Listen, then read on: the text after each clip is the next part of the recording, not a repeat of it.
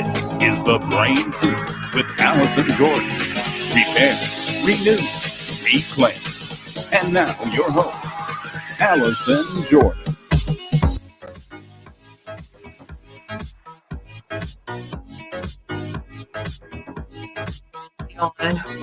This is episode 212, The Brain Truth with Allison Jordan on Intellect. I almost hit the wrong thing. See how tired I am, y'all? On the Brain Truth Radio and iHeartRadio station. You can find us on YouTube, Facebook, Apple Podcasts, Amazon Music, Podbean, Google Podcasts, TuneIn, Player FM, Amazon Music, Listen Notes, and anywhere you can listen to your podcast. And especially now on YouTube, guys. We are on YouTube. We have over 1,000 subscribers. So I want you guys to go to YouTube, please, and go to The Brain Truth with Allison Jordan. Look at that. Y'all always get your phones out so you can screenshot everything in the show. Just get used to like screenshotting a lot of stuff because we give a lot of information. So if y'all don't have a pen and paper, you don't know, and you're just watching for the first time, start screenshotting. So screenshot this, take a picture. Give us some more subscribers. Okay. So before I get started, I just wanted to talk about what I talked about last week. She keeps chewing away at my brain, my Bendy. Bendy's locked up. Remember, Bendy used to come and be my sidekick, but the older she get, woo, child, that little something. And I think my sister who helped get me to buy that beautiful, wonderful creature is coming on today. But I got some flowers. I got flowers delivered to me from my sister who lives in Dallas now. And then I got a chance to see my niece and nephew from Atlanta and Drew, as you guys know, my sister from Atlanta Housewives that came in town for Josiah's birthday party. And then my mom came back from Atlanta, so she's home.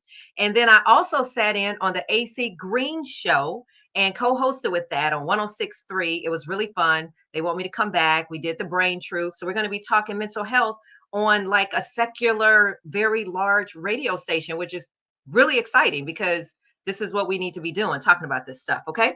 So I also want to announce that we have an Amazon partnership. So we have an Amazon affiliate partnership. With that, what does that mean? You can go to our website at thebraintruth.com and you can pick out some of the items that we already have, but also let us know what items we should carry on our Amazon shopping page with our partnership with Amazon. What does this affiliate mean to us? It means that we make money when you shop with the Brain Truth so we can continue to pay for the things we need to pay for the podcast, help other families, do all the outreach and initiatives. So remember that, okay? So I want you guys to continue to support us. Now, last time, again, we talked about the Ukrainian efforts, right? I want to, again, remind you guys to donate to the World Central Kitchen, right? So far, 1 million meals have been served to families across Ukraine, Poland, Romania, Moldova, and Hungary. So please, again, screenshot this, write this down, send food. From what I understand, they're running out of food, guys. They're running out of food. Also, I want you guys to remember to support the Urgent Action Fund for Women's Human Rights. And they too are out there on the front lines, and they are providing everything from food and transportation to shelter for those fleeing in conflict. So guys, just remember to keep supporting that. I also want to talk about a little bit. Well, I don't want to talk about it, but I think I should talk about it. The little Will Smith and the Chris Rock. I don't really want to get into it. I want to get into it. But I did say on my Facebook that he must have been having like a mental like situation. And this is a show about mental health. And from what I understand, he did offer an apology today to Chris Rock. And so we're just going to leave it at that. You know, we're just going to pray for all involved, and we're going to continue to advocate for those that make mistakes and not penalize them for a small, mental situation that happened. And so I'm going to leave it right there. Okay. So I want to talk about, if you want to get involved or be a sponsor on the show, please go to thebraintruth.com. please, we are still looking for sponsors. And I want to talk about some of our sponsors. Of course, Swabs and Swirls, which offers free COVID testing and gatherings. And I know I'm all out of everywhere, Krishana. But go to swabsandswirls@gmail.com if you guys ever need to get a COVID test for any events that you're having up and you want to keep them safe, because we're still getting positive results, even though they're telling you to take your mask off. It's still out there. And then I also want to talk about NAMI South Suburbs, which you know that I'm a board member, River Edge Hospital, American Foundation for Suicide Prevention, and we have a new sponsor, Generational Wealth Team. Okay, so if you guys want to sponsor, go to The Brain Truth, www.thebraintruth.com, or you can always send us a cash app at # The Brain Truth. Okay, I'm going to do the brain bit now.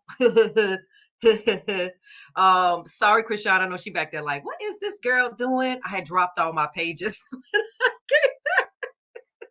Oh God, I dropped my pages. Okay, so this brain bit was brought to us by a young kid. His name is Louise John from Portland, and he is 16 years old. And as you know, the brain bit is our time because laughter is healing for the mind and the body and the soul.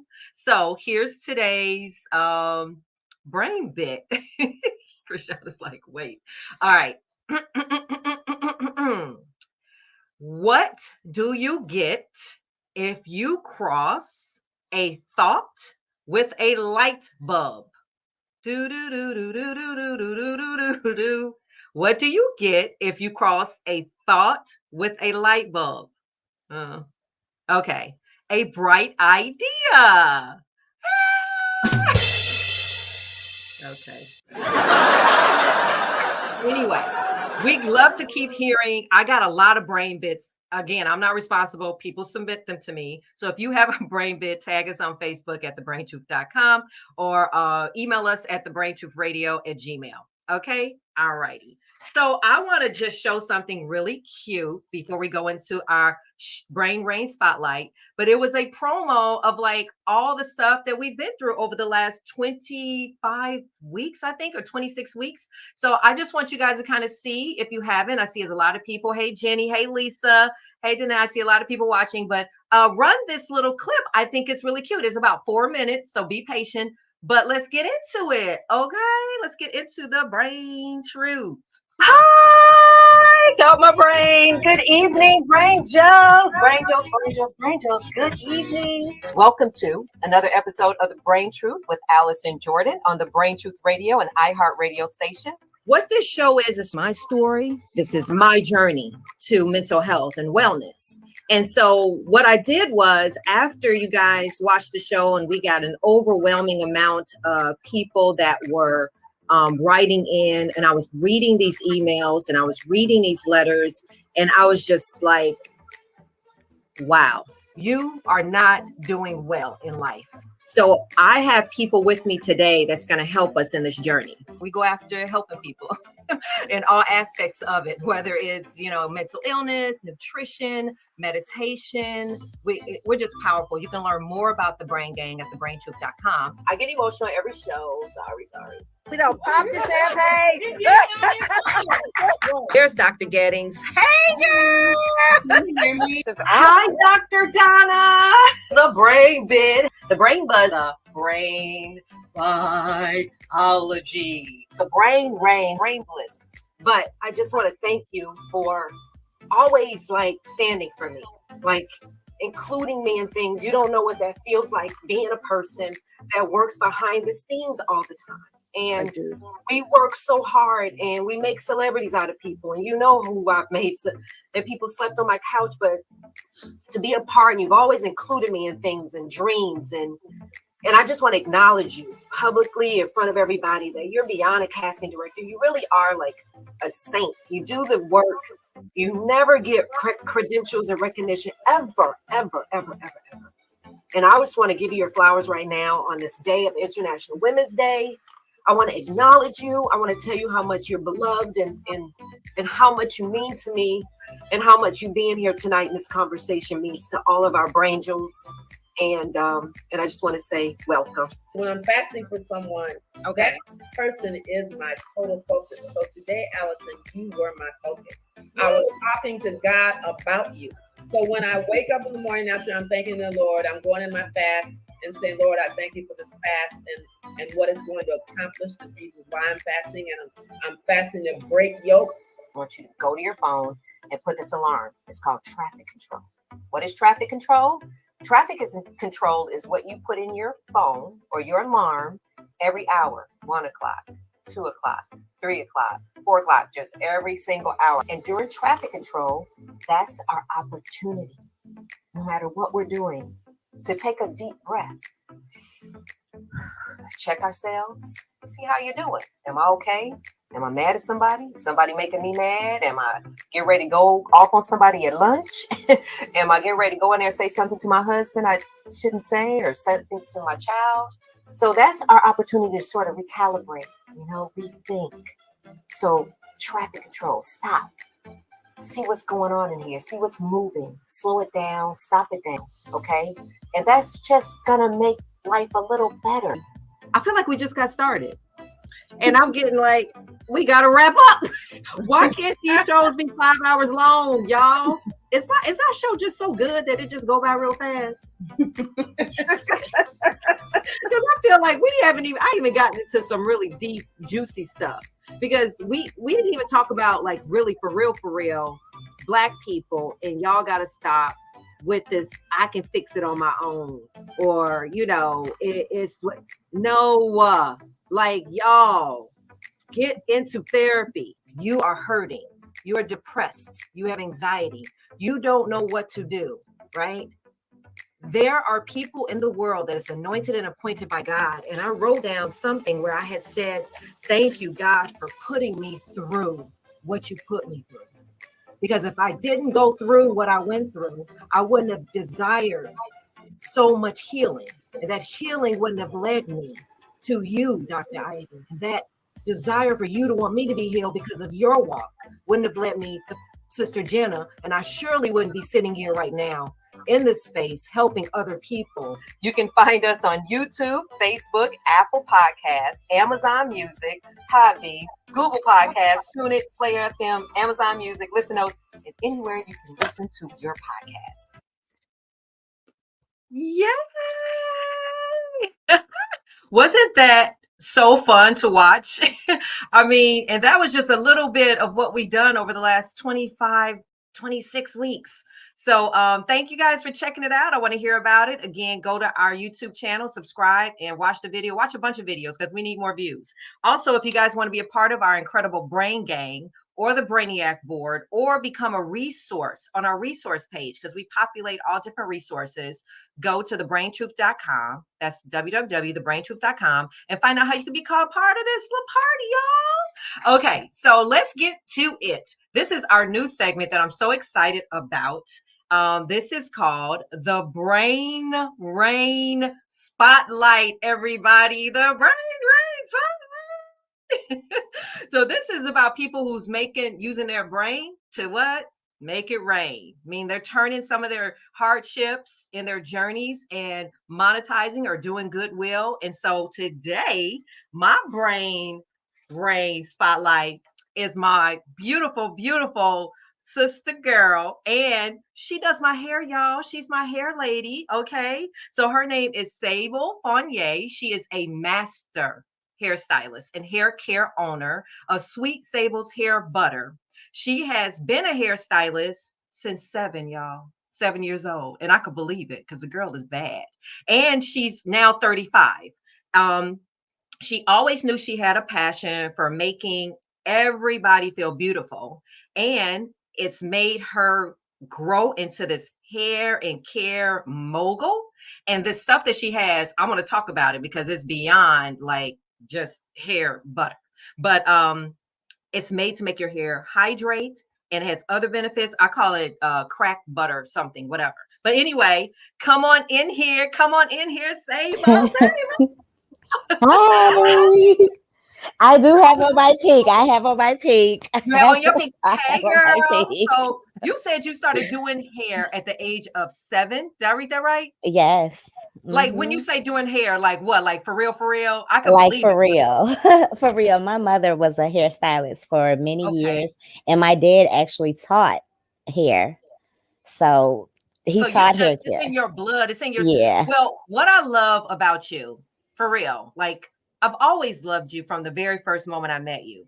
But when I come and get my hair done, it is literally not just about hair. We really do have these Yeah. incredible, don't you agree? Is it just I me? do. I do. No, you're right. You're right. We always go into depth and talk and get deep, girl. We get deep. We We get get deep deep. We and we pray and and we cry. yeah, cry, and we've helped each other through this, especially for me, my mental journey, because one of the first things, that I came to when I came out of the hospital, as you guys all know, I spent 19 days in a psychiatric hospital, was, remember, you did my hair. You Yes. did my hair. You were one of the first people that I reconnected with, and I came to my studio and you did my hair. Yes. And ever since then, I just think you have such a beautiful soul and just a beautiful light. I love your Thank husband. you. You're an incredible mother. I know some things have happened recently, and I Mhm. want to just applaud you on your resilience. I don't know if you want to share or talk about it on this platform, but if you feel up to it, but I just want to acknowledge you because Yeah. I was checking on you and you was checking on me and I was checking on you and you was checking on me. I was like, are you checking on me? We going back and forth. We trying to check on each other, like out checking each Definitely. other. And I think that's Yeah. what it's about, is that we're open about, things that have Yeah. happened, and you talk about it in such a way. So Yeah. And I am open to talking in depth about anything I've been through, because that's really what's been helping me heal yeah. through certain situations and So do you want turmoil to and talk about loss. how you came out of your resilience like recently? Um, Because you went right back at it doing my hair. See? yes. Yes. And that's, see, here has always been therapeutic for me. So Mm, even if I'm going through loss, and I lost a child, so that is very, that's a lot. That's super emotional. And doing hair and doing your hair and other people like you helped me out of that. And meditating, you yes. introducing me to the Palo Santos wood, Yes. and just meditating in the sound bowl and everything. I took Right. note. Okay, I took note, Okay. and I started applying those things to my life, and I've Mm, seen a tremendous change in me. mm, I mean, I've changed my diet. I work out every day. Like, I've made wow. lifestyle changes. I don't drink. I don't smoke. Like, I've made big, huge lifestyle changes Yeah. that before, when I first, the situation first happened, I went into a deep, deep, deep Wow. depression, and I Really? was doing everything I wasn't supposed to do. Okay. That's how that went. Self-medicating and Yes, yes, yeah. absolutely. And it was really to drown out my thinking. I didn't want to think. I didn't want to be present. Yeah. And through meditating and lifestyle changes, eating right, working out, that type of stuff, it's literally brought me back, Yeah. because now I feel like I'm actually living my Mm, life and that's not so just in my beautiful. life. Well, I didn't even know that. Yeah, So, hey, Mark, I see you. Well, thank you for sharing that. So let's yeah. get to the rain, honey. Let's get to the rain. So this is I don't call this, you call this hair butter, girl. I call this body crack, everything. Okay, it's This stuff everything right butter. here, guys, like, I promise you, Dr. Gettings, everybody, I'm not playing with y'all. First of all, I want y'all to see, look, I'm not even kidding. It keeps going. It keeps going. It keeps going. Like I have so many. I didn't even bring. I didn't bring them all. I don't even have all of them up here. But this Oh my stuff, I don't know. goodness. She won't tell me what she put in it, y'all. But it is a hair butter, body butter, and everything butter. I Yeah, think yeah. my sister's friend, who's a nurse, she put it on a sore leg after working out. Somebody put it on a burn. Then I put it in my hair, and you saw how much hair I have. Yes. And then I put it on my face. I put it in places I don't know if you can. It don't come with no. It don't come with no. but I put it there. But I you put it can. everywhere. Like they say, I Yes. put this on everything. So Right. tell me about this hair butter. Um, it's a labor of love. It's a labor of Uh, love, and it's it's so great, honestly, because it works for everything: burns, scratches, scars. If you want to get like if you're having discoloration somewhere, it'll even that skin color out. really? So it is a everything butter. It's funny because it's actually To meant get to it. grow your hair, grow your edges, It grows your keep hair. It your grows hair your edges. hydrated. Because Yeah. I put it in the place, you know what I'm talking about, and it grew Yes. like it was shit. So be careful if you don't want hair growing in some places, everybody. Like, don't put it under your armpits if you don't want your Yeah, because it's it gonna grow. It's it's it's gonna it's like grow. It helps yeah, your edges. And men, I've given it to my son. So it's not for women, it's for everybody. It it's for has everybody. You can put it on your beard. If you're a right. man, you can put it on your beard. You can put it in your hair. To keep Yeah. your waves looking real nice and crispy. You can use it Mhm. there. You So can't it tell me a little bit what's in it? Like just okay. um I give you a it's some aloe vera in it. Okay. And that's it. That's all I'm giving you. That's no more secret recipe. I got No more you. secret recipe, but Got it's you. definitely that's part of the secret sauce. Yeah, well, it Yeah. is amazing. I love it. I'm obsessed with it. I want everybody to buy it. Just don't y'all just be listening to me. Lisa, I see you on here. Jenny, I see all of you guys watching everywhere and all the different platforms. This is about giving people a voice, letting them talk about their healing journey, and then the rain that comes with them in their authenticity and turning things from what they've been through into something bigger. And Yes, I yes. also have like one real important question before you go. Mhm. When's my next appointment? I need to touch up. um, girl, look. Let me push you. You got your book. You got your book, girl. I got my book. Okay, where's my appointment, honey? Because I need a touch up for real. Like those little pieces that I had given you or whatever, they were just Mhm, kind of stringy. mhm. They weren't. So it's my fault. I need to find out like the lighter ones to make them like curly. I'm sorry, y'all. Y'all got Okay. to watch if y'all want to. Shoot, y'all know how busy she is. I got to get Sable when you get Sable. So my appointment say I don't. When can you do the 15th? I literally don't have anything until like the 15th or the of what? 13th of April or the 15th of Okay, April April. 15th. What day is that on? That's on a Friday. Okay, yes, Fridays are good. Okay, Friday cool, cool. the 15th. Let me write that down. Yep, Okay, I'm what locking you time? in 9 o'clock. now. 9 Yes, o'clock. 9 All right. a.m. Have I'm we the sorry y'all yes. had to be on the middle of this. Excuse me. Y'all just don't understand. Y'all see, because if I didn't do it tonight, I would have called her tomorrow and I would have to go all the way into March, April, May. And that ain't gonna work. That ain't gonna work. Okay. Well, I just want you guys to follow up. This is how you can get your Sable incredible. Get in touch Yes. with her at Sable Gives Life or Sable Strickland 49 at Gmail. And you can literally text her directly at 219-677-1761. That's 219-677-1761. Get y'all some butter body crack cream. Get it ASAP. Thank you, Sable. We love you. Thank you for Thank coming up you. and being on the Brain Raid. All right, guys, let's go into the brain buzz, because I know I'm a little bit behind because I'm just doing a lot. I'm doing extra today, y'all. I'm doing extra. So anyway, I saw on Quora, Jay Ragland was diagnosed with autism. He wrote this question: what's the biggest thing that Hollywood gets wrong about autism? And of course, today we're going to be talking about autism. We're going to talk about traumatic brain injury. And so our brain buzz is going to a little buzz about it, right? So I researched this question because I didn't know like what's the biggest thing Hollywood got wrong with autism. I didn't even know that was a question, right? And so when I researched, there was an article in the Hollywood Reporter, and it said 30 years ago, the autistic savant portrayed by Dustin Hoffman still represents people's idea of autism. They said before Rain Man, that was a movie, Rain Man, there was no popular conception of what autism looked like among the public or on screen.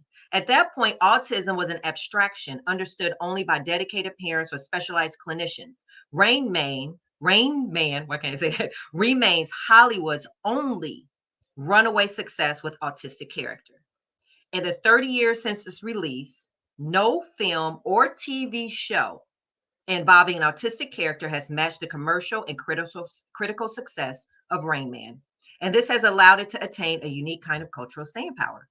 Didn't know that, did ya? Ha. Also, since we're talking about traumatic brain injury, I want to take this moment, and I'm not gonna try not to get emotional, but I want to talk about a very, very, very good friend of mine. Somebody who was beyond a friend. He was, part of my life, but his name was Dave Durson.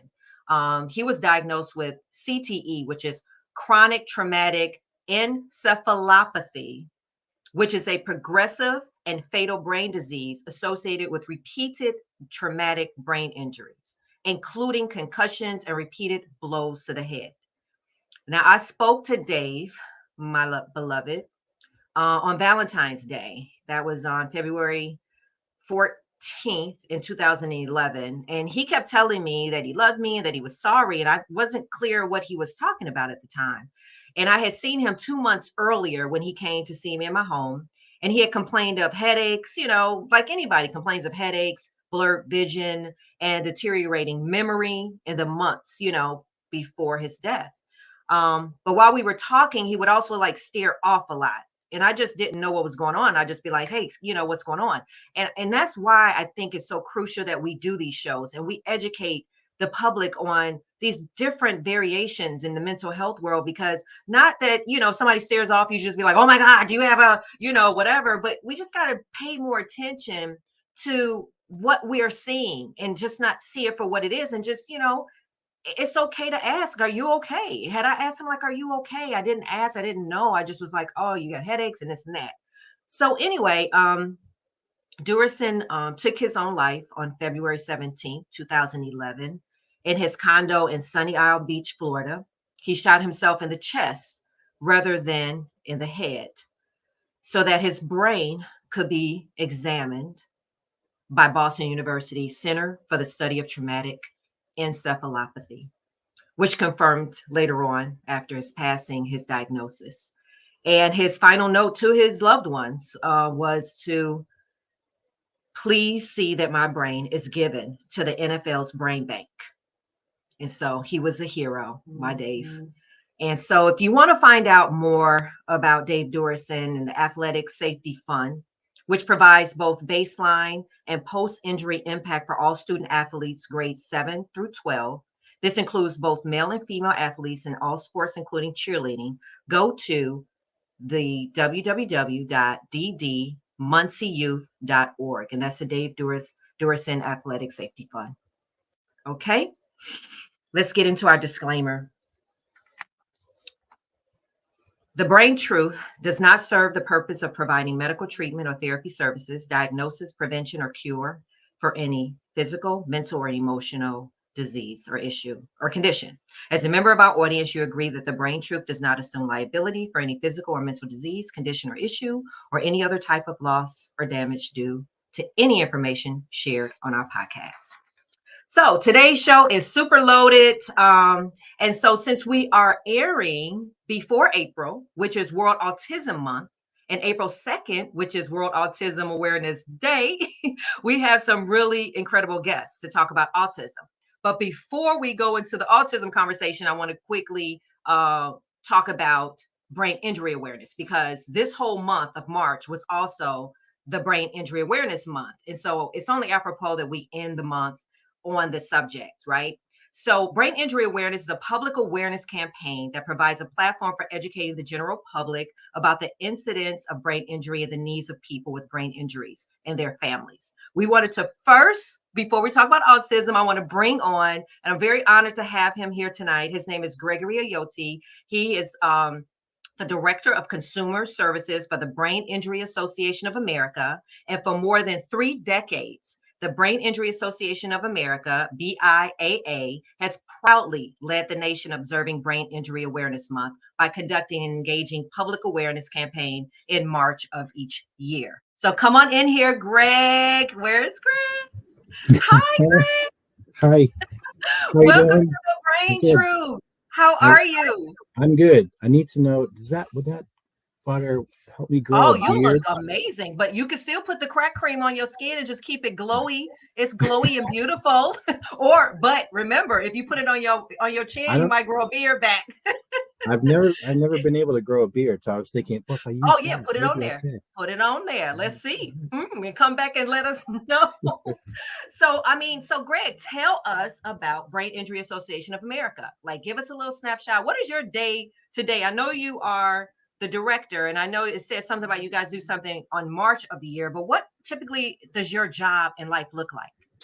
So the Brain Injury Association of America is a private nonprofit foundation. It's been around since 1980, and it kind of does a few things. The part that I handle is we have a National Brain Injury Information Center where we have an 800 number where people can call to get information about brain injury. We try to point people in the right direction as far as resources and supports in their area. So what So, is brain injury? Like, I had yeah. a friend, and I know she probably watching because she'd be like, "Why are you always talking about me?" Hey, Lady Red. Lady Red is watching, everybody. But I have been diagnosed with, well, I was diagnosed with major depressive disorder and then social anxiety disorder, depression, all that. And she said, "Well, what happened, something with your brain injury? I don't know what to say to you." And I'm like, "Do I have a brain injury? Is that a brain injury? I don't. What's a brain injury?" Break it down a little bit for us. Sure. So there's I'd say like two categories or types of brain injury. You have the traumatic brain injury. So that's Okay. something from some external force. So that's a car accident or a fall or a blow to the head or some external force that damages the brain. So then you have the acquired or non-traumatic injury that doesn't require an external force. So that could be a stroke or a brain tumor. And some of the areas that really are kind of underestimated and not as well understood are the hypoxic injury. So the lack of oxygen to the brain for a little period of time, which can happen after an overdose or after a heart attack, or like a near drowning event or something like that can also damage the brain as well. So there's multiple ways that the brain can be damaged, and each injury kind of looks a little different, I would say, right? So each presents a little bit different because the brain is damaged a little bit different in each of them. This is all, like, every time I do my show, sometimes I forget I'm doing a show because I'll be sitting there like, I didn't know that. I need to take notes on my own show because I didn't know that it also included people who have strokes and other things. I just thought it was like injury, like you had to just be like, boom, like an injury. So what is the challenges of diagnosing it? Like, So for some, it's clear that an injury happened, right? So if you had a car accident and you're knocked out and you're unconscious, it's clear that person probably had an injury, needs to get checked out. The majority of the traumatic injuries are what they call mild injuries. So you may have a car accident or a fall and you're kind of out of it, but you never really lose consciousness, or if you do, it's just for a few seconds and you don't feel quite right. And if you go to the emergency room, they might check you out and they, follow my finger or do some simple tests and you seem okay. But the challenge is for those folks, some of them will go on and recover just fine, right? So they'll take it easy for a few days, and after a few weeks, they'll be kind of back to baseline. But then there are some that the symptoms that they have will linger. New symptoms will present over the coming days after the injury. The symptoms go up and down. Like you seem to have good days and bad days. You can't seem to gain positive momentum. So for folks like that who, if they seem like they were okay, getting information about what it is they're experiencing, helping them understand the types of docs to talk to, getting support. That's a lot of the calls that we get at the Brain Injury Association. And for the folks who may have been seen and went home and it's a month later and they still can't go back to work and they're like, I should be better. right. I should be better. And so, because they're under the assumption, the only thing they heard was when they got seen but take it easy for a few days. You should take a week off work. Because what was that famous actor that just recently passed from? They said that he might have hit his head or something. Yeah. Bob Saget. What was his name? Yeah, Bob Saget. Bob Saget. That is so they said it was twice. Like, so he probably failed or something, and then just thought, oh gosh, how easy is it for somebody to get a brain injury? Like, when people fall, should they just like literally run to the emergency room and get a CAT scan and see? Because my son, when he was younger, he had a kid had punched him, and I don't know, I had just saw something on TV. I don't know why I freak out anyway, but he came home and he goes, Mom, this boy pushed me down. I said, what, you hit your head? And then while he was talking, his nose started bleeding. And then I was like, oh, we're going to the emergency room. Yeah. And I didn't know. It just was like freaking me out. But how, should we be worried if we fall or get hit, or, how you bump into something? How sensitive is it? And, so it's that be a reason to freak out like me? God, it's both very fragile and very resilient. So it's both, right? So it doesn't take too much to create an injury, but there's certainly a lot of ability for the brain to heal. So the kind of the rule of thumb is if you think you sustain some type of injury, you're really just not feeling right. I think part of that is, you got to listen to your own body. What is your body telling you? Like, if you don't feel right, call your doctor, go get checked out, have somebody take you, just to rule out anything that could be more serious. Right. Just to get checked out. I usually tell folks that, if they've had a concussion and they say, oh, you should be okay, I'm like, well, go see your doctor. Exactly. Because if you see your doctor and they check you out and you start to get worse, or you're not getting better, if you go back to them, they would have seen you before. Then they could say, well, you're right, you're not getting better. Versus if you wait and the first time you go is, 3 months later after the injury, they haven't seen the other 3 months. They haven't seen where you've been.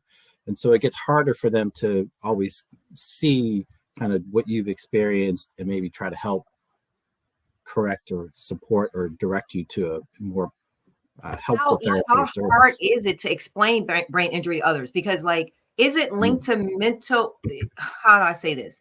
The brain injury is linked to mental illness, like, like if you get a brain injury, does it affect you in a way that then you can be diagnosed with a mental health challenge? I don't know. Maybe that's Dr. Gettings' question. She's coming on to kind of bring us back to the biology. She probably back there like, girl, okay, you stop. But I just be asking these questions. I have to ask questions that I'll be thinking of. So because that's what a lot of people at Contact Us ask is like, what does this mean? They totally have a brain. What does that mean? How long is it going to take me to get better? What's this going to look like? How should I help myself get better? And the thing about it, obviously, is the brain controls everything. So you can have a huge range of consequences or issues or challenges after an injury. So you can certainly have like depression or anxiety, sleep issues, balance issues, vision issues, headaches, all of those kind of range of things. It can present in a lot of different ways. It's certainly a challenge. Did you see Lady Red, what she just put up there? Wait a minute, Greg. She said, as kids, they told us to drink milk and not lay down after we bump our head, like milk was the cure-all. That's it. That's right. Well, I mean, is milk the cure-all? Oh, no, that's Dr. Gettings. Remember, or Vaseline. Put Vaseline on it. Like Vaseline and milk, boy. That's probably what happened. We all probably had brain injuries growing up, and our grandparents just put us to, we were resilient. I mean, and that's what's so deep, because we're talking about later on, like getting brain scans and stuff, and like seeing, like, what do you think? I mean, this might be another question. I just ask whatever comes to my brain. Do you think if all of us got a brain scan, we would see like some injury in there? Yeah, that's a really good question. I've had that asked more than a few times. From me falling, or like I fell out a window once. Like my mother said, I fell out of the baby crib and she lost me in the snow for like a long time. They thought they kept going and I wasn't in the little stroller. I mean, that's a little bit more than that. That's a little child neglect kind of stuff. We talk about that later. But What happened to me when I fell out there and hit the ground and then I was in the snow for a long time? Should I be worried? Well, yeah. So it is interesting that the idea of, right, if you could take a scan, could you see evidence of an old injury, or right, could see evidence of the right, something that had happened years ago. And I mean, certainly there are times we get calls where we hear from folks where they're like, yeah, we took a scan and there was it was evidence of an old injury that they had forgotten about, right? Had happened, decades before. But then you also get folks who have had multiple concussions or milder injuries, and they'll take a scan and it'll be clean. There's like no evidence of injury. But like you said earlier, the brain is both. What did you say? Yeah. You said it really powerful. Like we should do a T-shirt. It's both very fragile and very resilient. I mean, it's very fragile and very resilient. Yeah. Okay, so let us know any resources that can help us, and then I want you to stick around because I'm going to bring you back at the end. We wrap up the show, but give us a little bit of resources that can help with brain injury that you guys do. So I'd say the biggest thing would be our website, the Brain Injury Association of America. And we'll show that later. We're going to show people how to get in touch with you. Okay. And then our 800 number. So which also you can call and talk to us. And we can certainly, answer questions. There's a ton of information on our website. It can be hard to sometimes find stuff. Call us, email us. If we have information. And so that's after I get a diagnosis with a brain injury. You guys don't have people calling saying like, I think I got a brain injury. Can I talk to Greg? Yeah, we get those a lot. Yeah, we get a lot of those. Oh, so you have clinicians and all kind of people on your team, or you direct them to? We'll direct them, right. So we'll tell them, kind of gives them some suggestions about kind of where to go. Like you had said, if you kind of knocked your head and you're not quite sure if you've had an injury, it's probably good to talk to somebody who works in brain injury to say whether it's worth getting checked out, or and they'll ask you some type of questions to kind of navigate to see if you need further. That's awesome. We don't talk enough about that. Yeah, interesting, right, Desiree?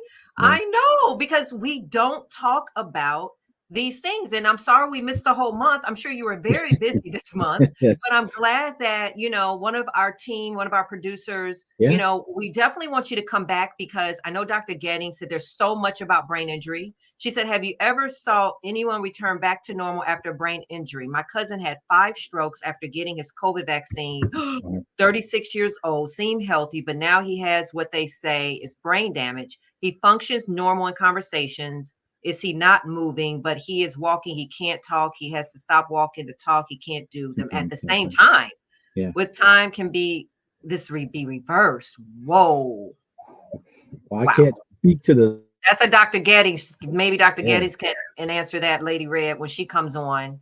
But yeah, and then also get these resources for, your cousin to get in touch with Greg and the Brain Injury Association too, so he can get involved in some of the things too, because I know I came on one of your Facebook pages. You guys had a really cool panel with people living with it, and just be in that community as well and have the support. So I want to bring you back at the end of the show, and stick around. We're going to talk about autism. We're going to bring you back when we bring our clinicians, and we'll finish it off. Can you do that for us? Can you stick around? Absolutely. All right, Greg. Thank you so much. And so I want to stop. Oh, we missed. And guys, y'all got to remind me so I can stop for my traffic control. I stopped internally, but I want to try everybody stopping at the same time. I got to get a traffic control producer just to tell me to stop talking at traffic control. But anyway, I want to introduce our guest now. I would like to talk about autism as we enter into Autism Day. And again, I said April 2nd is World Autism Awareness Month, and then April 2nd is World Autism Day. So today we have Deborah Vines, who is a founder and CEO of The Answer Inc., a 501c3 not-for-profit organization dedicated to providing support, resources, education, recreation, and advocacy for families in the greater Chicago area that are challenged with supporting family members with autism and developmental disorders. Since 2007, they have helped parents to become the best advocates for themselves and their children, while promoting opportunities for parents to learn, have fun, and contribute to the community together, educating and empowering each other in ways that are not limited by social, economic, or cultural factors. Come on in, Deborah. Hi, girl. I can't hear you. I can't hear you. Welcome. I think my producer, she undid you. She unhooked you. Hi, Am I Deborah. good? Can you hear me? Yes, welcome to the show. Hi, We also are everybody. bringing How are on, you? so I'm going to talk to you for a little bit, and then I want to also bring on James, who is a person living, an adult living with autism. So first, I want to say thank you for being here. I know you are a hot, busy lady, but I so appreciate you being here because you are on the front lines of this. I mean, tell me about why you started Answer Inc. Because I went on the website, but I just want you to tell me your own journey and how you arrived at this. Well, firstly, Allison, thank you so much for having me on. It's truly been a journey. My son, one of the love of my life. I have two children. Okay. Jason is my baby, and Marcus my oldest. But Jason was diagnosed with autism when he was 18 months old. And my husband, my late husband, and I, James Harlan, we went through so many challenges, and God put it on my heart like years and years and years before I even started the journey of the answer to do it. But we hard-headed, right? So Yes.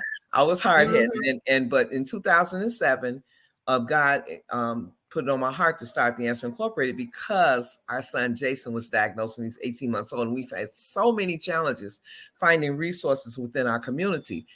And I just didn't want another parent to have to go through what my husband and I went through. Firstly, feeling alone and isolated because living in an under-resourced community, right? Right. And I didn't want anyone else to have to go through that because if you don't have any resources to grow, how do you grow? Not just for your child, but firstly for yourself, because you have to become strong and empowered to be able to deal with every challenge that comes along with autism because it's such a big spectrum. And tell me right there, because the topic of this show is spectrum or spectacular, because I hear that a lot. We always hear this word for somebody who is not well versed because everybody's like, she's on the spectrum. I'm on the spectrum. When I had a performance art school, we had a young girl and she could sing, she was this, and then there was something else and I couldn't point it out, and you don't want to know what to say. And then one time I just walked to the mom and I'm like, what's going on? It's a little something. She said, well, she's on the spectrum. I didn't know what that meant. I didn't go into it, or I didn't know what to say because of, like you say, the stigma, or I was like, the spectrum, what that mean? But then, well, it is a spectrum. It's a spectrum, and it goes from mild to severe. That's it. That's all the spectrum means. From mild to high executive function. So, the terminology has changed so much over the years. Jason is now 34 years old, and they would say low functioning, high functioning, in the middle. But now, it's low executive functioning, high executive function, because you might have a person that has autism that can sing. She could sing. But cannot tell you what 2 + 2 is. Right. Cannot cross the street. Does not have any socialization skills. What is autism? Okay, just like your disclaimer, I'm not a doctor. I'm just so we'll ask that to Dr. Gaines. I don't mean to ask that. But I'm gonna say the layman's definition of autism is a developmental disorder that impacts socialization and behavior. So let's just say that. So I want to ask, I can't wait to bring Dr. Gaines on because I'm not, could we all be, I guess that's a Dr. Gaines thing. Could we all be on the spectrum at some point then? Let me tell you something. Since Jason was diagnosed with autism, and you touched on this just a few seconds ago, and you said that she can sing, but it's just something different about her. Right. Even as we were coming up, it was always someone in the neighborhood that has something different about them. It's someone that you work with that has something different about you. It's one of your friends that's, okay, she's quirky, she works, she has a 6-figure job, but it's something about her. I'm gonna tell you something, and this is just a Deborah Vance statement, not a right. I feel like everyone has a tendency of autism in them. I do. Yeah, I agree with that. And it's nothing. And guess what? There's nothing wrong with that. That's the whole point of the Brain Truth. But let me tell you about the children and adults that aren't living with autism and have been diagnosed. They are the most loving, unconditionally truthful people that you can ever live with. I mean, well, everything. Guess what? On that note, is what you get. Let's bring James on up in here then, because James Brandon is lovable. So James Brandon is 33, is a man of passion, talent, and resolve. He's born in Pittsburgh, Pennsylvania, and he is a person that is living with autism. And he does not view his disability as a disability. His entire life, in essence, is directly contributed to his autism and his application to his experiences. Being diagnosed later in life, James has been learning to fully embrace and accept himself with grace and patience. Being, and I don't know this word, neurodivergent, he gonna have to explain to me what that is. Neurodiverse. In a neurotypical world does have its challenges and adversities, but James truly believes there can be great things achieved by cooperation, collaboration. So I want to bring him in so he can meet you, Deborah, and then, see what kind of stuff we can collaborate. Hey, James. Hey, Welcome everyone. to the Brain Hi. Truth. Thank you love so what much you for having said. me, Allison. And Deborah, thank you for Hi. sharing your spirit and your light, and really enjoying what I've been hearing so far. And I heard wonderful things from you from one of my producers, Kim Spies. And when Deborah said, they're the most, what did you say, Deborah? The most loving, truthful, yeah. unconditionally loving, truthful people that you meet. Yeah, actually, as you said that, Deborah, right before I came on, I did get a little misty-eyed at that statement. Just from my personal experience, I mean, that's just love, and be loved, and that's ultimately just something that was just so beautiful that you said. So thank you for sharing that.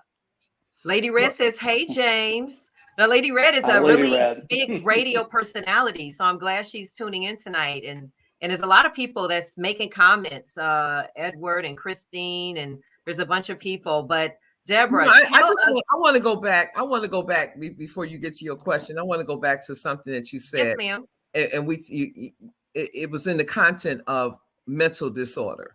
Firstly, autism is a developmental disorder, and society. I'm not going to say society, but a lot of people, they lump autism with a mental disorder, traumatic brain injury with a mental disorder. It's not a mental disorder. It's a developmental disorder, because did nobody wake up with a traumatic brain injury? It was developed. Right. So let's just make that real clear.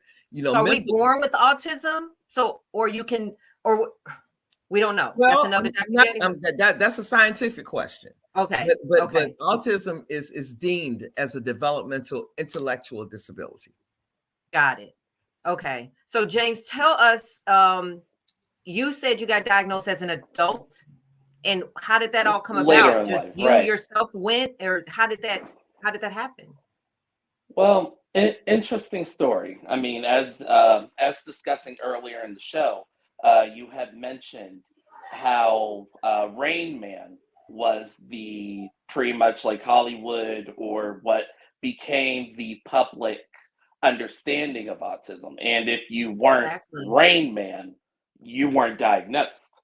So, I mean, just for years and years and years, and again, me coming up in Pittsburgh, Pennsylvania during the early 90s in my developmental years, not to mention the stigmatism within Black culture and community.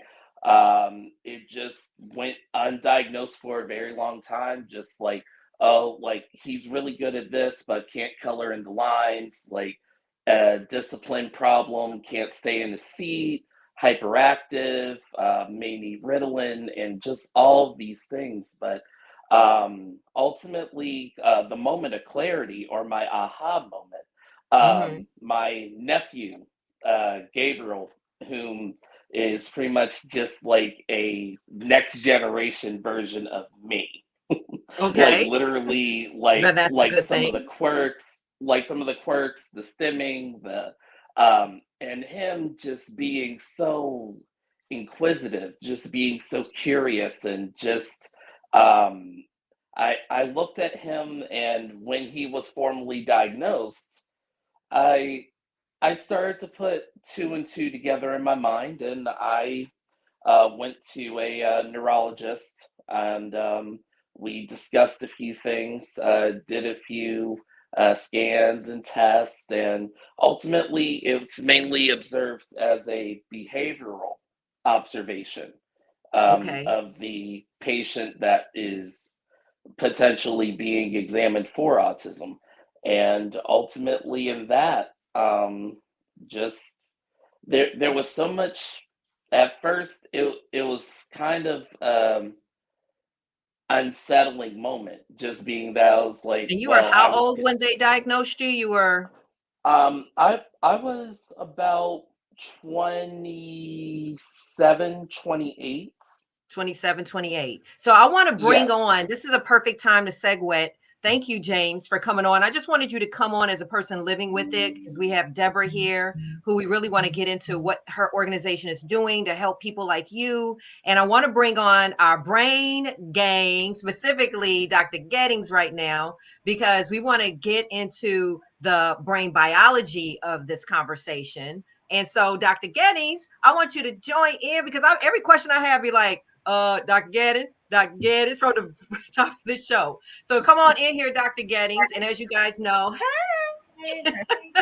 So Dr. Gettings is our brain gang, our in-house psychiatrist, and this is one of her favorite subjects is autism. Because tell them what you working on, honey. Come on. Hi, everyone. Everyone can hear me okay, right? Yes. Okay. Yes. Just a little background. My first cousin has autism, and he was the first person that I ever met diagnosed with autism as a child. Growing up around him, I was able to see a lot of the differences. And I, as a child psychiatrist, have worked with so many families, helping individuals get properly diagnosed. For the last 20 plus years, even starting out working at Misericordia, I worked with people with neurodevelopmental diagnoses. So I'm sitting backstage listening to the questions, listening to like what's coming up. And I just want to say this is such an important topic, Allison, and I'm so glad that we're having this conversation and just kind of, scratching at the surface, so to speak. I'm training right now for the Chicago Marathon for autism research. So I'm working with the organization of autism research. That'll be in October. So there's been a lot of questions that have come up that I'm really hopeful that I can provide some answers to. So the first thing I want to ask Deborah is what does your organization actually do? I read a lot. You guys it was such a long list. I was like, I'm just gonna ask Deborah. And it's like you are the go-to woman. You are like the Oprah, the head honcho, the it girl, the movie. Like you, I watch you. I started following you on Facebook. I know Q Johnson, who introduced us, a dynamo, and she sits on your board of directors. Yes. Your board of directors too. They all look good. Is that one of the records? I want to look at your board. They all look so beautiful and happy and just stay like excited. So tell us what you guys do. Well, you know what? We are very excited because we are serving the underserved. So we are truly excited. Well, the Answer Incorporated, our mission statement is that we're dedicated to providing support, resources, education, recreation, and advocacy, not just for workforce development as well, not just for families living with autism, but developmental disabilities across the board. Because you have a lot of families that have children that are dually diagnosed, right? Like my son, he has autism and cerebral palsy. You have a lot of families that have autism and Down syndrome, ADD, Down syndrome, traumatic brain injury. So we didn't want to leave any families out. And since 2007, we've serviced over 4,000 families, underserved families within the community by way of all of our programs, including our 24-hour support line. Because when we first started the Answer Incorporated, it was because of a need for my family first. And because I felt like I was the only African-American Black person that was in my community that had a child with disability, because it's a stigma in communities of Black and brown families. You know, we want to hide our children. We don't just bring them out. We're embarrassed, things like that. I'm not going to say they're embarrassed because I'm not. And so since we started the Answer Incorporated, families are starting to be empowered to bring their children out in the community for the community to get used to our community, because it's definitely a journey. It's something that people have to get used to. And so with our organization, we started with just a support group, but we've grown into tutoring programs, exercise and dance program, nutrition programs. We have a program my husband started just for men, because men are different they don't like to talk about their issues. You know, they're proud, they're nurturers, they're fixers. And so since they're fixers, they don't like to let anybody know that they're not fixing their family. But guess what? Autism can't be fixed. It can be helped, but it can't be fixed. They do not have a cure for autism yet, as of yet. But guess what? Maybe autism don't need to be fixed. It just needs to be managed. You know, my son is amazing. He is truly amazing.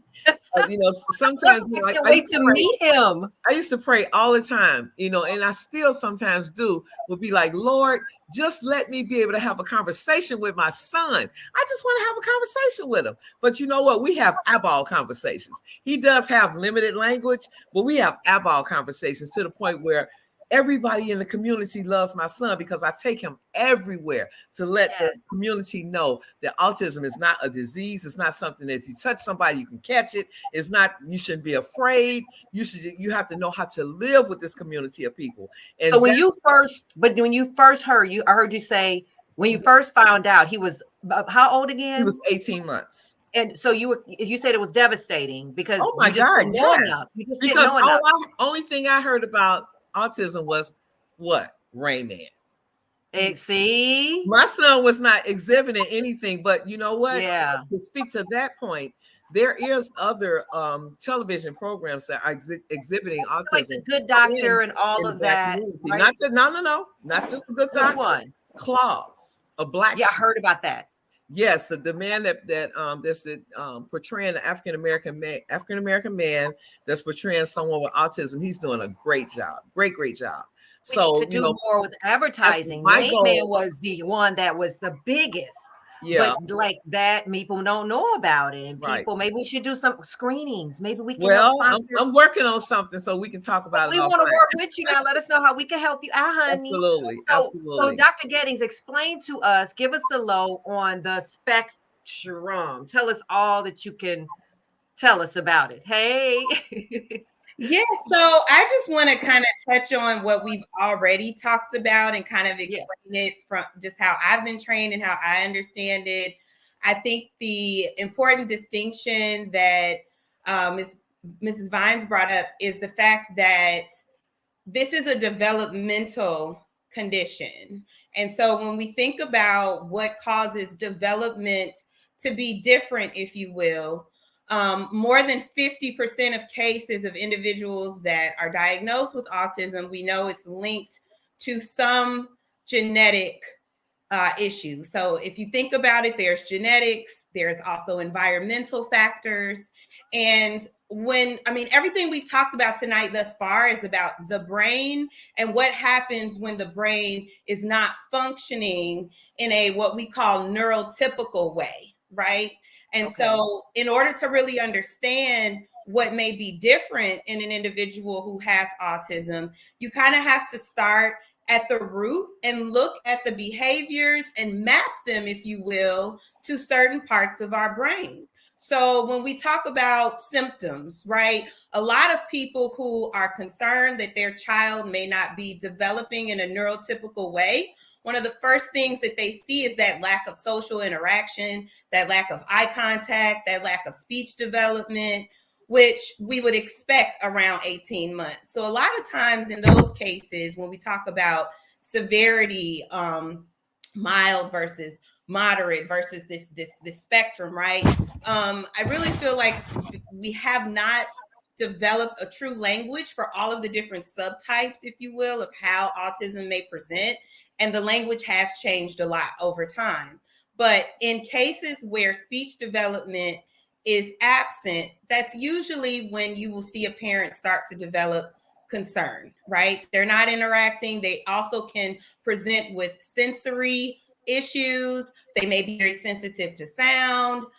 You may find self-harming behaviors as a way to actually stimulate sensation. So when we see these things, we have to think about, well, what part of the brain is responsible for that? One of the major things that I see a lot of times in the clinic with individuals who have autism is circadian rhythm abnormalities, right? They don't sleep the way we sleep, or they may need a lesser amount of sleep. And we know that's related to the brainstem. The brainstem is a part of the brain that can be abnormal, if you will, when you look at autism. When we look at the neurobiology of autism, it doesn't just affect one part of the brain. And your brain is like an orchestra. You've got all these different parts. You know, you got the violinists, the saxophonists, they all supposed to be doing their job. And then you got the frontal lobe, the conductor there to kind of keep everything going and working. Well, when you have parts that are operating differently, it's going to show up. Someone asked a question earlier related to brain injury about a relative who had gotten a COVID vaccine and it had a stroke. Well, when you go to the emergency room and you think you may be having symptoms of a stroke, one of the easiest ways before you even take a picture of the person's brain is to do a physical exam and see what they can and can't do. Can you feel this? Can you repeat after me? Can you walk around the room? You can map a lot of abnormalities with brain function before seeing a scan. So when she was asking specifically about someone who's clearly had a stroke, which is loss of blood supply to a particular part of the brain. In this person's case, it was their motor cortex, right? Somewhere in their motor function, there was a loss of blood. Can they recover? That depends on the severity. How long did that brain tissue go without oxygen, right? Because oxygen is the number one nutrient. If you're not getting it, you're getting nothing. We have a lot of studies that show that if you look at the placenta of women who've given birth to children who have autism, there's evidence of oxidative stress. We know certain infections can increase the risk of outcome. Medications. I'm so glad that you said that. I'm so glad you said that, Dr. Gettings, because why?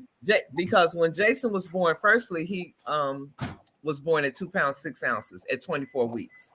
He did lose oxygen to the brain for some amount of time because he was in the birth canal during the time, and they decided to go on and do a C-section because he was so small. Yeah, his Apgar score was low, and something that I've noticed in a lot of families that I service, and I'm starting to get a lot of data on it.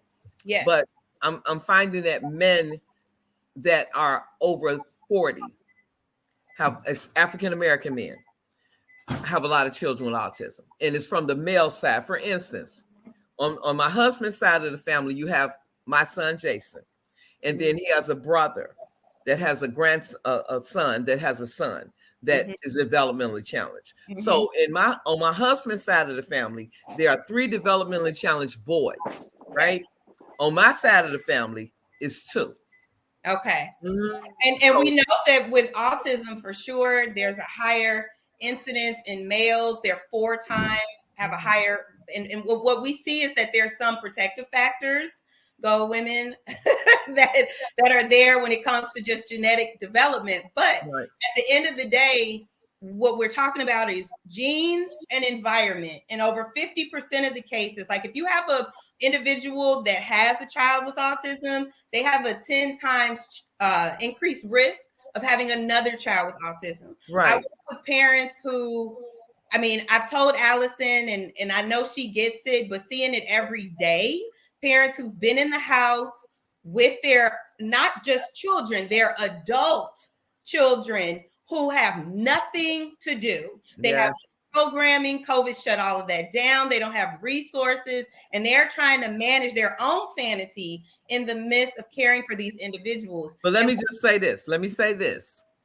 Parenting doesn't start when your kid gets to be 13 or 14 years old. And this is what I try to stress to the families, that although autism does not have a cure, our children and adults can get better, but it's work, and it's consistent work. That's why I love ABA, because it's consistency. Everything works with consistency, right? They said that my son was not going to walk, talk, or have any type of socialization. He dances with everybody at the club.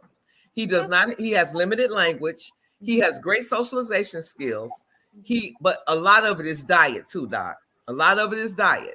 I eliminated all sugar from my house outside of something sweet every once in a while, or maybe coming from a piece of fruit. And I noticed tremendous differences in his behavior. So although autism does not have a cure, we have to be intentional, and especially in Black and brown communities, because I service a lot of different ethnicities, but I'm keen on the Black and brown community because that's what I am, and that's what I'm unapologetically am. And she's like, I follow her. Our families are taken care of. But a lot of it is diet. It's diet. Well, we know. So James. Oh yeah, go ahead. I was just going to bring James in quickly, Dr. Gettings, in the conversation, because here is a grown man, we're looking at him, who learned later on. Do you believe, I don't know if you believe, but you guys can have this conversation. I'll sit back. But did somebody miss it? Did somebody ignore it? Or was it, he's on the spectrum? I don't know. Break it down for why they missed that, Dr. Gettings, or the first thing I would ask is, do you know if you had any delayed speech development? Because one of the distinctions that existed before they removed kind of Asperger's and made it all autism spectrum disorder, there used to be the term Asperger's that was used to identify individuals that typically have a higher IQ, but also do not display that delayed speech development.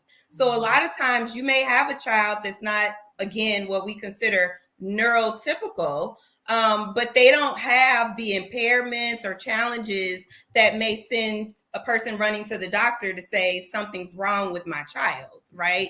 So they're talking, they're doing well in school, but the social piece, which is a huge part of brain functioning, oftentimes becomes the telltale sign much later in a lot of cases. But I'll let James speak to kind of his thoughts. James talks, I got to bring in the rest of the brain gang. We're moving so fast that I have to bring in my gang. But James, answer that, then I'm going to bring in the game so we can wrap all this up.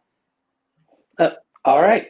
Well, I mean, definitely when coming up, there were additional supports that were needed, such as speech therapy, additional help with language arts and mathematics. But ultimately, it was just having that person just being my speech therapist, just being patient enough to work with me and getting me to be able to express things. Because one of the things that my family mentioned to me, I sang before I talked. It was just that musical expression. Reminds me of a quote that Felicia Rashad said. It's that before children walk, they dance. Before they write, they draw. And that just artistic expression is pretty much the building of human expression. And literally, even throughout the autistic community, you see various forms of expression just before they get into the neurotypical way of doing things, or what society deems appropriate. Yeah. Thank right, you. Right. I know that not to cut you off, but Deborah is being pulled in all kind of different ways, and I want to thank her so much for being here. If you guys want to get in touch with Deborah Vines and find out more about what her organization, The Answer Inc., is doing, you can go to well, first of all, you can go to theanswerinc.org. That's theanswerinc.org. Get involved. I know she's got a big walk coming up. And then also she's got a book out on Amazon. Yes, it's a bestseller on Amazon. It's a bestseller. And I ordered mine. I love it. I ordered mine, and I want you guys to do it. I think she's actually having an event right now for her book. So bravo to you, Miss Vines. We appreciate you coming on, and we're going to actually bring you back on the show. Please because I think there's just so much more that we have to talk about. So I want to bring in Dr. Ivy and Angie, and I think Francie, and bring back everybody so we can close it off. I think Francie, you're here, and we just want to close off the show. I know you want to bring in, Angie, the part about the brain buffet, which is important because I think Deborah Vines has said something earlier about that. And so the brain buffet, where's my brain buffet? And then Greg, come on in, about diet and foods for people who are with autism. And Angie, you want to speak to that, who's our brain gang member who handles all our nutrition. So get into what the brain buffet is for tonight. Ooh, the brain buffet. I'm hungry already. Well, just to actually add on to what Deborah was just saying, I think she's an incredible mother, and she was so on point when she said that it is not all about, but diet is huge when it comes to kids and humans with autism, because the brain runs on ketones, and she eliminated sugar from her son's diet, which in turn created ketones in her son's body on accident, if she knew or she didn't know if that was what she was doing. But the thing is, the brain needs fuel, and because when you have autism, you're not running on a neurotypical brain. That means that the neurons in your brain are essentially starving, kind of. So you want to fuel the neurons in your brain. And the way to do that is through ketones. But how do you get ketones in your body? Well, you have to eliminate the sugars from your body. So if you take the glucose out of your body's going to create ketones, which ketones will fuel the neurons in your brain, and it will help in all kinds of ways. I think that that's like the number one thing that I would suggest, all humans in general do, but especially if you're battling with things like autism and things that have to do with the neurons in your brain. That's my tip of the day. That's my book. Thank you, Angie. I appreciate it. And Dr. Ivy, why don't you let us know, after listening to what we were saying, is give us a little bit about your brain balance. We can't hear you. The brain balance. I was saying that this is a really wonderful conversation and something that I do believe that we need to have more of. And so you came up with another fabulous idea. And so for me, autism is a universe of love. And everyone comes to this planet with a purpose, comes to this planet with a mission. And I just believe that the autism is a universe of love. And I prefer to do that than to create that developmental disorder, NOS, or what they call not otherwise specified, because it is specified. They've come to the earth to teach truth, love, creativity, endurance, curiosity, how to build effective and loving relationships. It's a multiverse of its own. So creating that balance is very critical, particularly with learning how to meditate. So autism is a universe of love. Wow. I love it. I love it. So last words, Greg, you want to close out, and I'm going to let Dr. Gettings get that wrap up at the end. But what do you want to let our audience, take away from this conversation tonight? Well, for folks with brain injury, I would say that probably the biggest challenge would be that you can't see the injury. So it's often hard for family and friends and others to understand the injury, what's changed, what's different. So I think the importance of finding support, finding good information, educating yourself, and getting folks to educate their family and friends can make a big difference in kind of what recovery might look like after a brain injury. I think the other part is that we used to think the brain was very static. We used to think that your IQ was set, you had as many brain cells you're going to get, and that was that. And we understand now that the brain is much more dynamic than we ever thought. So there's a lot, the ability and the timetable for recovery and change after an injury is much, much greater than we thought 20 years ago. Wow. There can always be improvement. There can always be recovery. Nutrition plays a role in recovery after brain injury as well. Social connections, helping others, trying to pay it forward, all can play a role in kind of helping yourself improve after an injury. Yes. Thank you, Greg. And if you want to learn more about what Greg Ayotte is doing with the Brain Injury Association of America, please visit www.biausa.org. He is the Director of Consumer Services, and there's his number. He takes calls, so get involved and see what they're up to. And then, Francie, I know that you're here tonight. I know you're one of our clinicians. I don't know, you were wanted to come on and maybe say a little thing before we leave, and then I want Dr. Gettings to get the last word before we go into our brain bliss.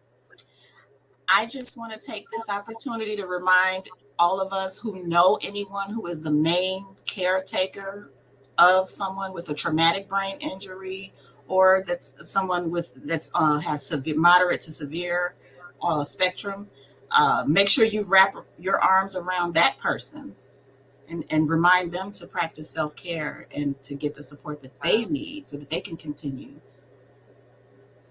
That is awesome, Franzi. That is such a good perspective. The caretakers, those people.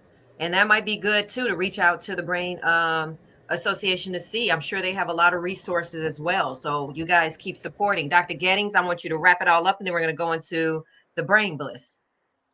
Well, as always, I think it's important for us to take time to educate ourselves about how our bodies work. Our central nervous system, which houses the brain, is so dynamic. It is so complex. And we got in some good nuggets in this small chunk of time. But I just want to encourage everyone to never stop learning about how your body and your brain works. I'm here to give you the biology, to give you the breakdown. And I think that is the root of all healing, because when we understand how we function, then we know how to take care of ourselves. And I want to say I support all caregivers. Their job is it's indescribable. And I'm so thankful that we're giving the community resources on this platform. Thank you, Dr. Gettings. Wow. This show, I'm telling you guys, every time I do this show, I grow, I learn a little more. I'm about to get emotional. I don't know where this emotional stuff comes from. I get emotional because we come on this platform and we're just so authentic. I mean, you've got people taking their time out to be a part of this conversation, this community, to help you guys that are listening. And I hope that we are doing what we're assigned to do, because, you know, these people are on the forefront every day. You look at Greg, like I was asking him, what do you do? I'm sure he wakes up and he goes to work, and his life is dedicated to helping individuals with traumatic brain injury. And Deborah Vines, who's on the forefront of autism, and my clinicians and my brain gang. I mean, this is who we are. And so I just want you guys to just understand that I'm a consumer. I'm a person that's living with mental illness. I'm here just like you, soaking up this information, taking notes. And like Franzi said, caretakers out there, all of us, you know, thank you guys for weighing in tonight. Lady Red, I see you. Rachel, another brain gang. Hey, Rachel, she's our child advocate. Hey, everyone. And so our brain gang is out there watching. So with that being said, next week's show, so we're already moving on. I want to thank our guests though, but next week's show, we are going into National Counseling Awareness Month. So next week, we're going to have all conversations in episode 2.13 about people who are on the front lines in counseling. That means therapists, clergy, and, you know, not your friends who do Google counseling, y'all. They don't count. But real people who are here, available, and helping us get through some things. So tonight, though, before I go into the Brain Bliss, I'm not going to do the meditation Brain Bliss tonight. I'm going to hand that over to my queen mother, honey, the one and only, the international, one, that's Dr. Ivy. And she just recently, like we said, released her album. And I'm telling you guys, please, Lady Red, everybody who's still watching, go to Dr. Ivy right here, that website, that on Bandcamp, and get the Frequency of Love. It's a sonic meditations for relaxation and deep healing. It literally is life transformational. She's 15 years in working on this, but 40 years in this business of sound vibronics and sound healing. She does the sound spa. I think she's going to reignite that coming up. And it's a treat for you. It's a treat for you to get into a space of calm, of healing before every show. She puts me really in a place because I have anxiety, and I listen to it before I go to bed. And so tonight we are going to close out the show with one of our favorite selections that Krishan, our producer, picked. And this is going into our Brain Bliss. So thank you guys for tuning in tonight. We'll see you next Tuesday at 7:30 right here on The Brain Truth with Allison Jordan on thebraintruth.com. And I want you guys to give yourself a treat right now and ready yourself for frequency of love.